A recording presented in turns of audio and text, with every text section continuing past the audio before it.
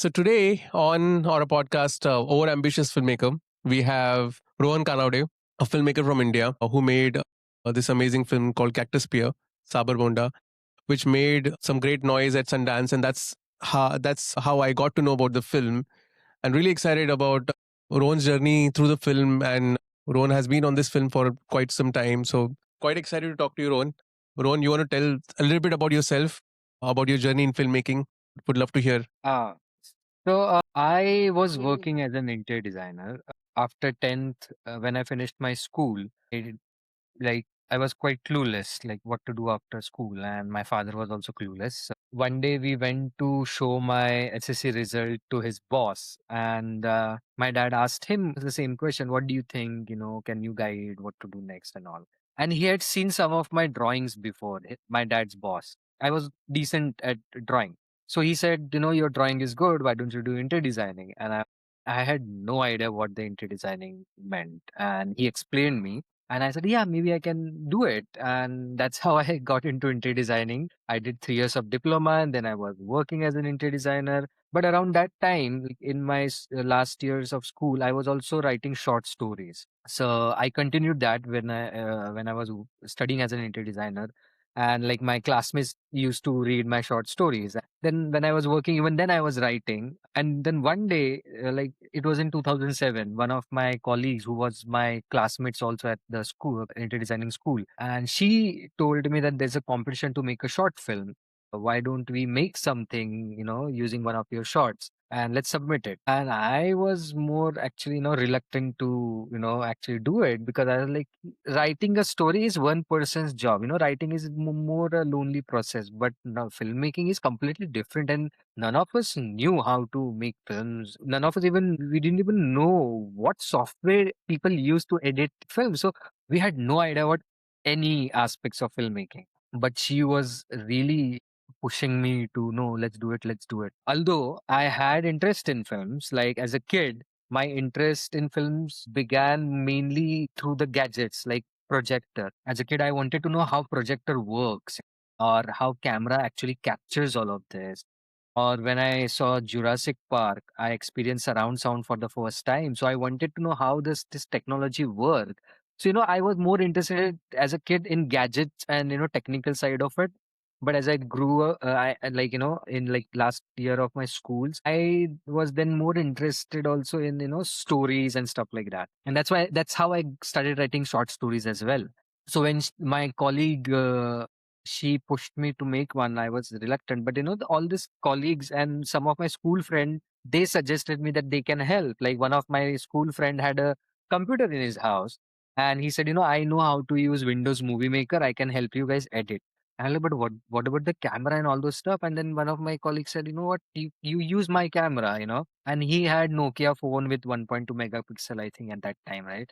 So he had that. So that's how, and then all colleagues and friends, my school friends, we came together and we made this first short film, and we were trying to This edit that was which film year? on. Which year was Huh? this? This was 2007.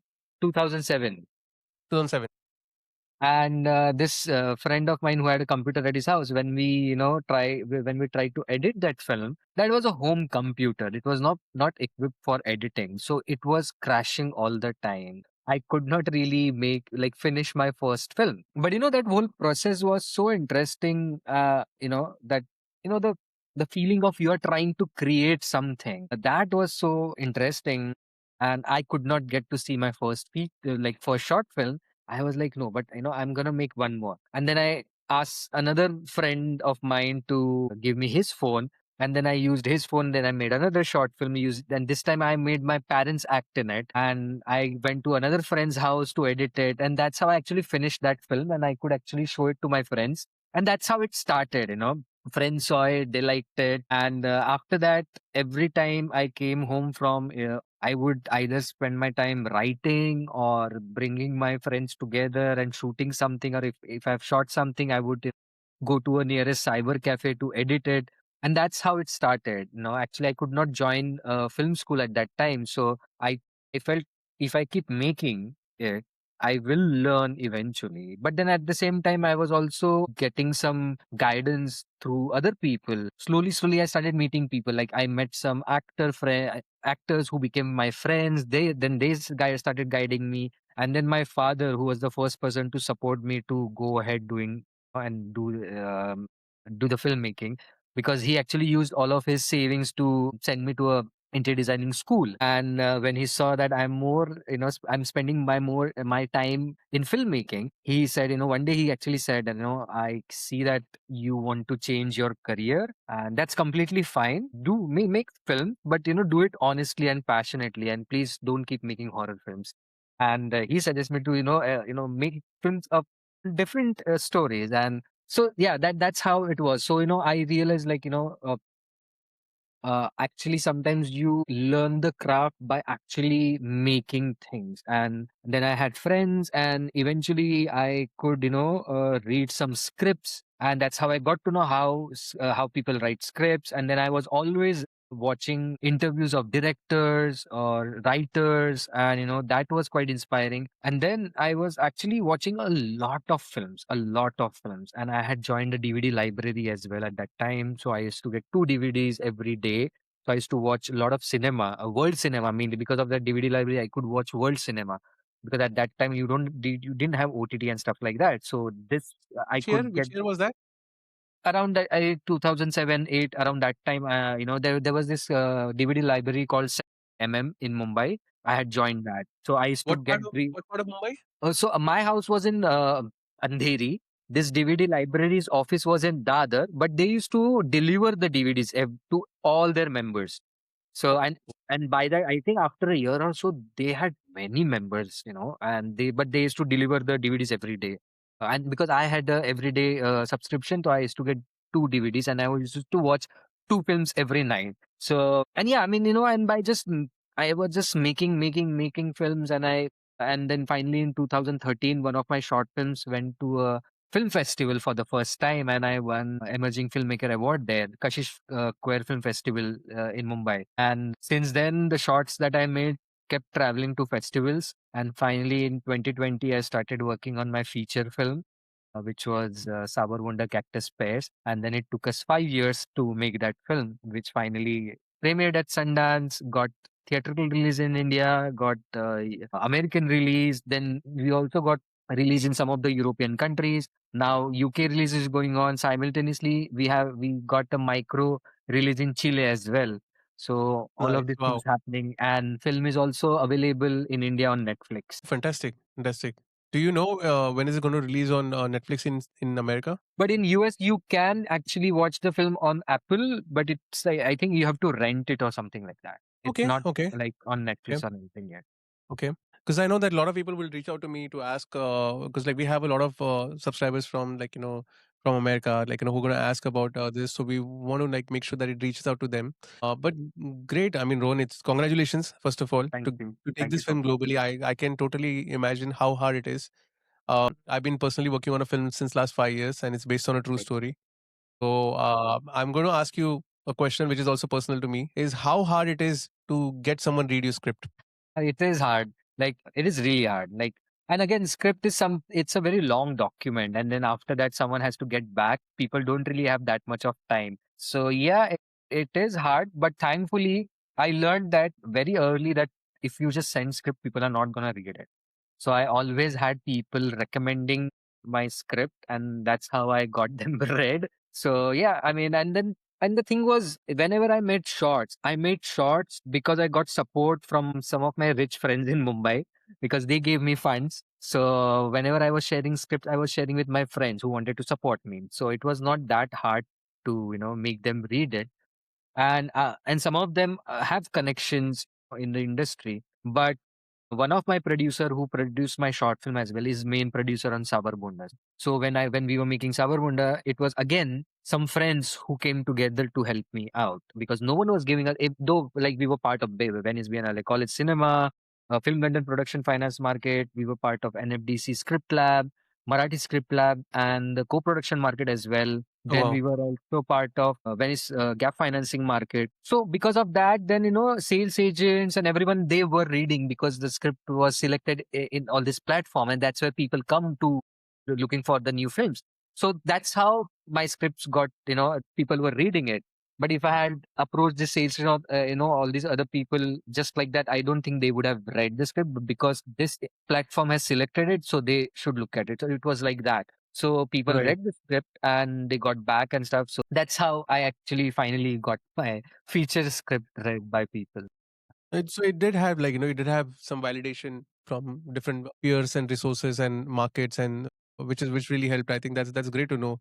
No, But like, what was actually, and I had told my producer that, in the beginning that no one knows us, right? And the thing was, I wanted to make film for the world. It was not a let's make a film and release it in India and that's all over. yeah, I wanted to take it to the international film festivals as well, and I wanted this right, film to be seen by people of on the globe. yeah, So how do you do that? So you have to make a film, and then I also wanted to have a world premiere at one of those top 5 film festivals of the world. That was always the goal. So how do you reach there? So I told my producer that so we have to start submitting to the labs and markets, and if we get into those, we'll get a chance to interact with sales agents, distributors, film festival people, or financiers, and all those stuff, or international producers. So we started doing that, and that's how we got meetings and we could pitch the film to everyone. So your friend, I think. So what's the name of your friend? Like you mentioned, your friend who The producer friend, the producer friend, yeah, Neeraj Churi. Neeraj Shuri. Oh, Neeraj Shuri. Okay, okay. I met Neeraj. Okay, I met Neeraj at South by Southwest. Right. Oh, which one? I think I met him like 3 years ago. 2, 3 years ago when he had, I think, Yeah, yeah, yeah. And at that time, he roughly. told me about he's working on a film, Right. which is a very sensitive topic, and he said like I'll talk to you about it later. But then, so yeah, I mean, wow, okay. So that's amazing. It's a small world. Yeah, But because Neeraj was one of the producer of my short film as well. And right, so Neeraj and I met in 2017, and he had seen some of my shorts, and when he met, he said that, I would like to work with you. So if yeah, you're working on something, let me know. And that's how, when I had written a short, I had shared it with him, and he was one of the producers even then, and then right. on Sabar Bonda as well. Right. So I mean, I like see. I mean, everyone wants to see original films, right? But at the same time, we are living in a country where like commercial films get produced first, and it's hard to produce independent films and true stories. And I can imagine. I mean, but do you think like having a friend like Neeraj to trust a project like this helps a lot? Because otherwise, yeah, But I think you always need that one person or two people who believe in your film, and then they come on board to really support and take it ahead.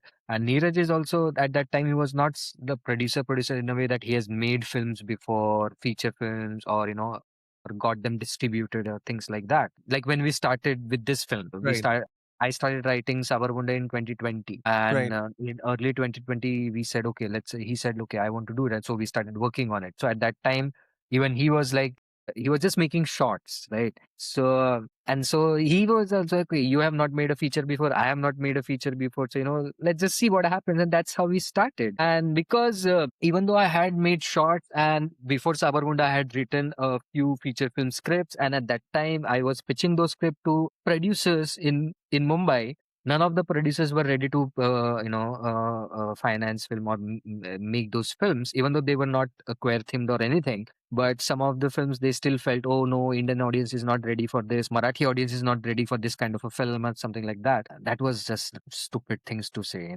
I think sometimes it's just that something is different. They think that no one's gonna watch it, and or they don't want to make, they want to be safe. Something is completely different. So it was that kind of a right. thing. And big problem is that many producer can't even imagine the kind of film you are making. They call themselves producers, but they don't know how to really imagine the kind of film that a filmmaker is pitching. Like, can you imagine, when I met Nagraj Manjule, he said that when I was pitching Sairat to producers, they just could not imagine what kind of film I was making. They could not even understand the film I was trying to make. So so if that can happen with him, so imagine, like, and that's true, and that is why it is important that producers also learn the craft. That I was going to get at that. Yeah, yeah, yeah. I was absolutely going to get at that. Like, do you think like producers have to I mean, right now the whole structure of films in India, especially, is very corporate, right? I mean, if you think that you are in a corporate company which handles films or distributes films, you think that you understand the business side of it. But honestly, the films are not doing well right now, right? Yeah. Commercial films are not doing well. People are wanting original stories. People are actually watching world cinema more than Indian cinema. I was amazed that people were watching Materialist more than Indian film releasing with a big banner name Right. that Yeah, week, exactly. Exactly. right? And because people have seen, like in pandemic, people are watching so many different films. Huh? They had access to world cinema, and because of the internet, they at least, and they Right, were at home, so they were giving chance to different kind of cinema. So they watch a regular audience. Of course, right, cinephiles were watching it, but even regular audience started watching so many. Like people started watching Korean, this and that, and now they have seen what good cinema is. They want to watch good cinema, even if yeah, if Indian filmmakers are making good cinema, they want to watch those films. But yeah, this right, is the big problem. People making decisions, they think that world is not ready for this kind of a film, or they will not watch it. And that's what even we heard that so many times. There were people who were telling us when we were making Sabar Bonda that, oh, who wants to watch a story about two farmers or a film right, that is situated in rural India, Marathi film? Who wants to watch it? And now right, everyone is watching. I mean, people are asking us, like, even like, so some people are asking in some of the European countries, the film didn't release. So people from there are asking, when are you releasing the film there? Like, film didn't release in France yet. So some of the people in France, they've been like texting, when is film releasing here? yeah, We also want to watch it. So I think yeah, that's what it is. Like, people who are making decision, they don't have imagination at all. And that is why it is really important producers also learn the craft. And thankfully now some of the film schools also have a course to learn producing. So there, actually a producer also have to actually make film, so that they get to know what it is to make a film, right? So right, that's when they understand different aspects of making film. right, What is the director's vision, and what all those things.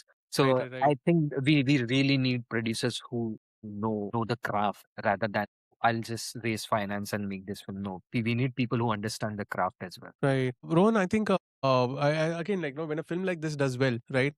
It gives confidence to a lot of other people because So the yeah. moment you're trying to pitch a original story, I mean, it will be a great story, but then a filmmaker can get disappointed when he hears, I don't know, I don't think it's a commercial project. I don't think, and I understand like the point of view a producer comes in because they are the ones who are putting their hard-earned money, and they are sleepless most of the time. They're anxious because they're checking internet most of the time that, okay, this film, like for example, like, Durandar made so much money, and suddenly all the eyes are on, oh, we need to make more films like these.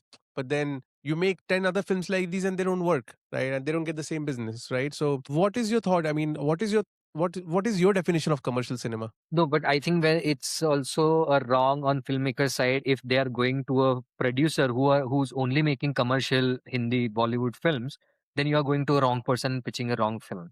You also Hmm. need to do some research whom to actually pitch the film. You can't like if I was making Sabar Bonda, and if I went to a producer who's only making commercial Bollywood films, of course, though that producer is not gonna make that film, because that's not they want to make. So you have to do that research as well. So whom to really pitch, and thankfully. I mean, even then, I guess there were some people who were looking to make films which were maybe not commercial film, but something meaningful, and which has a strong story, and there's some artistic quality to the film. But even then, again, same thing, that people were still could not understand the kind of film I was making. So that was happening. But I think I think, yeah, same. Like, even though you find some right producer, okay, that producer have done this kinds of film, so that person is right for my film. But then sometimes, even then, it happens that that person might not understand what you want to. Why that? Like when I was in labs with this film, mentors over there were trying to tell me to change the script. They were telling me to change the ending. So even the mentor who have been part of film industry, those who have made films, even they were telling me, okay, this is not gonna work, or you have to do this here and that. And I said, no, I'm not gonna do that. This is how I want to make my film. So I think it's what people need is a person who truly believes in your vision, because if that vision is interesting to that person and that person believes in it, that's kind of a support you need. Otherwise, so At one point, one of our French producers started saying, "Oh, I think we need song in the film," and I was like, "What?" So I think you need right people on Yeah. board, and But sometimes Rohan, I even think like in many of these situations, you're also working with these mentors and producers for the first time, right? And of course, you know their background, and of course, they're coming with, coming big portfolio. Like they made some great films. Now, if someone like them suggests you something which you don't agree, like would you believe in your conviction, or like how do you think, like, or do you see like where the person is coming from? Because there is of course the story and the vision you have, but there is also the craft of cinema, which tells you that okay, probably in this act or in this particular subplot, you are stretching it a little bit too much. But then also your conviction tells you to do it because it is a risk, but it might fail. But I'm ready to take the risk. What is your thought on that? no, but what the important thing is, before you start sharing your script with anyone, you have to spend a lot of time with your idea and your script. And you have to first know why you are doing this thing this way. Only then you will be able to, explain them why I'm doing this thing. But even then, they just know. But we still think that if you do this way, but see, this is what I'm saying. You know what? The kind of film that you have in your mind, most of the time, people will not be able to see that film because you see it in your head. No matter how much you explain them, they will not really sometimes understand. And that's what happened with me most of the time. After watching the film, that's when people, oh, this is how, this is what he wanted to do, or this is something like this. And that's what, and I think it's because the kind of film you are making has not, somewhere, other people have not made it before. You are first time trying something like this for the first time. I think so logically people will not really understand it completely. So that is why you need person who believes in you. And then the best feedback is the feedback where people understand your vision first and then give you feedback in a way that, okay, if you want to achieve this, then for this we think you should do this. But when people start saying no, but you do this, then it's a wrong feedback. And Hmm. that's my problem. Most of the time people don't try to understand what is your vision, why you want to do that, but they come up with their own, because, oh, I have to give a feedback, so I think you have to do this thing. Like now you have seen the film, and I hope you have seen the film. So I haven't seen the film yet. I'm yet to oh, watch you it. haven't seen the film. Yeah, Yes. yeah, yeah. I'm waiting for the America release. But America release happened in November. It didn't happen. It didn't work in Houston. I mean, we were waiting for Houston. I had Ah, so okay. many friends ready to watch it in Houston. Like, in fact, a lot of Maharashtrian friends as well. I'm Maharashtrian myself. They wanted to watch Sabar Bonda, Right. and but there was no release in Houston. So yeah, no, Okay. eagerly waiting. Yeah. Okay. But anyway, there is something about the end, and they wanted to completely change the end. And I was like, no, I'm not gonna do that. And I had my explanation for that, why I don't want to do that. And they were asking me to go completely opposite to what I had written. And I said, no, I'm not going to do that. But then I had my thoughts about it. And even after I told them, they were not ready. They were still feeling no, but we still feel that this end is not working. We think that you should change it. I said, no, I'm not going to change it. So sometimes I think you as a filmmaker also have to be firm, but you can only be firm when you know what you want to do and Absolutely. why you want to do. And that is why when you are completely clear with your vision, that is why, Yeah. when you go to all these labs and when someone gives a feedback, you can put a filter on it and only filter those things which are actually going to help you to better your screenplay or film. So Right. not all feedback is important, or not Right. all feedback is going to help you with the film, because I know there have been people who went with one script into the lab and came out of the lab with completely different film, and then they started thinking, this is not my film. Yeah, because Yeah. you kept listening to the mentor and kept changing everything because you feel, and that's also possible, that you feel, oh, the mentor is someone so senior, they have done much more work than me, and so what they are saying is all right, but it's not always right. You need to just filter things and know what is right for your film, and that you can only do when you are clear with what you want to do.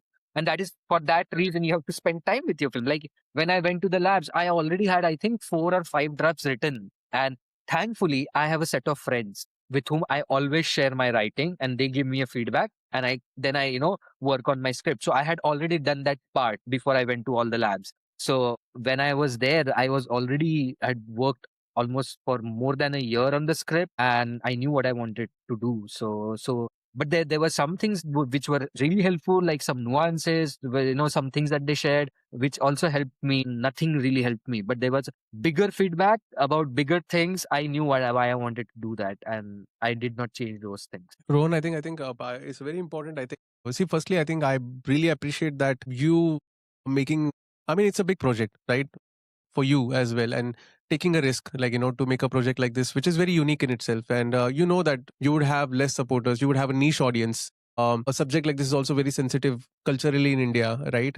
But still taking the risk, that needs a lot of conviction, and hats off to you, to have that conviction, because that is going to give more confidence to people who believes in subjects like these, which needs to come out, and which needs to be heard, because it's a human story, end of the day, right? There's no gimmick. You're not trying to sell an idea, right? I mean, it's a very organic story, right? Yeah, I mean,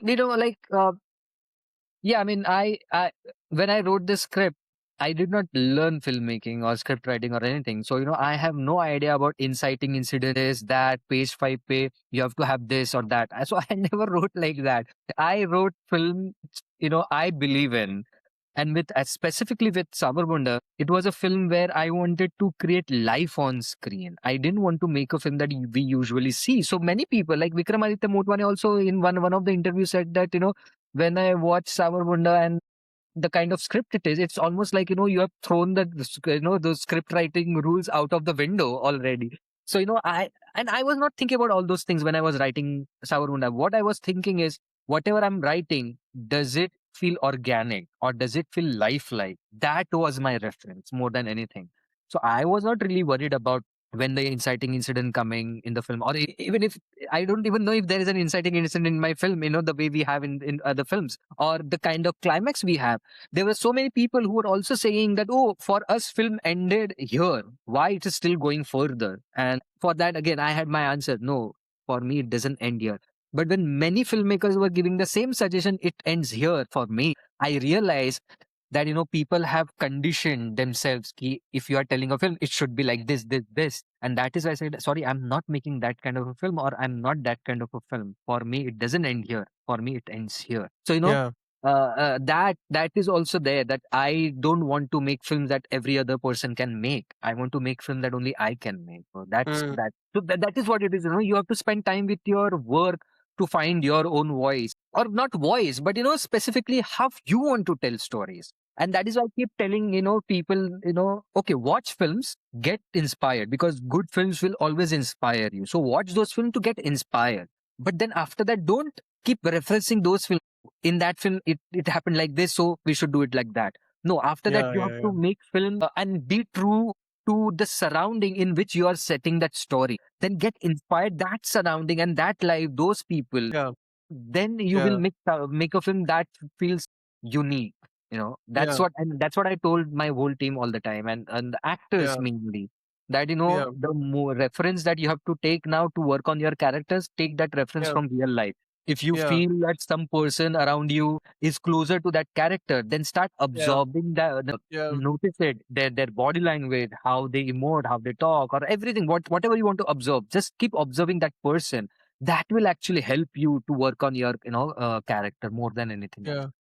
No, thank you for sharing that. I mean, that's a very good takeaway. I know that we have a very short conversation today, but I would love to chat with you more. But thank you for sharing that, because Rohan, I mean, end of the day, when people talk about films like Obsession doing well or Backrooms doing well commercially, and some young filmmaker has really cracked it, is because they're trying to do something different, right? And we have seen 100 years of cinema. If you're referencing to the same cinema, sure, we have to understand how Godfather was made. We have to understand the techniques and how cinema is made, and we have to know the technique, know the rules to break the rules. Absolutely. But at the same time, unless and until you break those rules, right? People are also tired of watching the Yeah, same cinema over and over again. They will need yeah, something new, yeah, right? So I think if you're doing something unique, it will have a payoff, right? yeah, You don't yeah. know when it is going to have a payoff. I mean, for you, I'm sure like the biggest payoff was like Sundance, because now it's a validation. It has built a brand for you, so congrats, for that big achievement. And I wish more films like Sabar Bunda are made. And I'm hoping, that we'll see that change. And good luck for your journey and your travel Thank you. so far in London, right? You're in London right now, right? Yes. Right. So like So from tomorrow, our week-long journey across UK starts. So we are going from city to city. There are some Q&As planned, post-screening Q&As planned. So we are doing that for next whole week. fantastic, fantastic, and I love your attitude about showing the conviction on your subject, and also fighting for what you feel is right for the film, even if someone feels the other way, because you have lived it right for 5 years, and it's a long time. You're Hey, breathing it day and night. yeah, but even it is scary when someone says it and they know it shouldn't be like this. That Right, it is scary. You sometimes you right, do doubt, but at the end of the day, you have to again visit why you wanted to make this film, what right. inspired you to make this. Maybe if you keep that thing alive, then you can survive, I guess. Right. No, fantastic. And thank you so much, Rohan. This podcast was produced by Wheelhouse. So we are trying to reach out more filmmakers. Looking forward to talk to you soon and know more about your upcoming films. Thank you. Thank you so much, Rohan. Thank you.